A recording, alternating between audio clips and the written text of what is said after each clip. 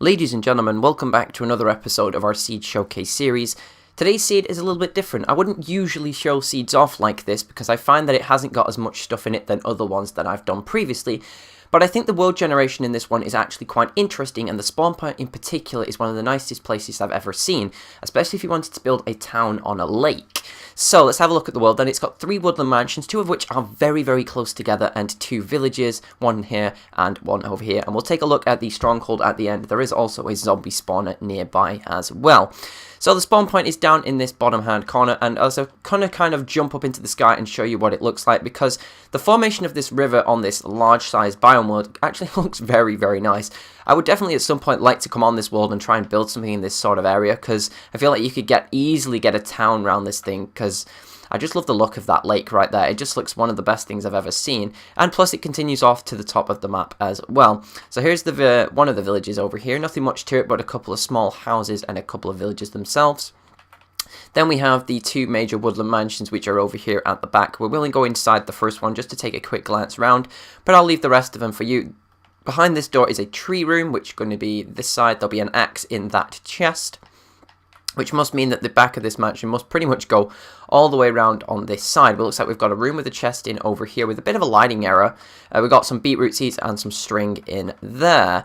But yeah, it looks like the corridors continue all the way around, and I'll let you explore this for yourselves without really spoiling too much of it. Now, obviously, the other 2 woodland mansions are best to be explored again by yourself. It's one of those things, you explore them, you go and fight all of the evokers and the vindicators in them and get yourself a couple achievements along the way. But now we'll head over to the Stronghold, because I feel like it's a bit of rinse and repeat really, with another village across the other side of the world as well as a woodland mansion. So you can see we have 4 glowstone pillars here, but one of them is the zombie spawner, which is this one over here by the water. It's just off to the side of the Stronghold this time. It's not actually inside of it, which makes the 2 chests nice and intact. A bit of the floor is missing, but that's okay. 2 golden apples, a cat disc in there, another golden apple, some horse armor, and some gunpowder in that one. Obviously, all the coordinates are on the map on the left-hand side of the screen. Then we have the Stronghold itself. So we're going to start off over here with the first of the 2 libraries. This is the better of the 2, because the other one is cut off by what is random world generation, and this one seems to cut through a ravine, which always makes for interesting libraries. We have efficiency 4, fire protection 3 in there, and we have just standard stuff in the other chest. Then we can fly back up again and head over to the next library on our list, which is the next pillar along, which is this one right here. But as I mentioned, it's a bit cut off, this one. There isn't really much in here to offer. It's just a little bit of a sort of half library, and the chest really doesn't have anything to offer in it, besides obviously the library itself containing bookshelves. Then last but not least, we have the end portal, and this is this one right over here.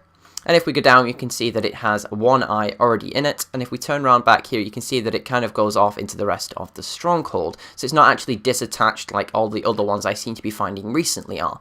But thank you very much for watching. I hope you've all enjoyed. And I think every so often I will try and get these worlds with the nice generation in them rather than all of the structures. And I guess I will see you all again in the next one. Bye-bye.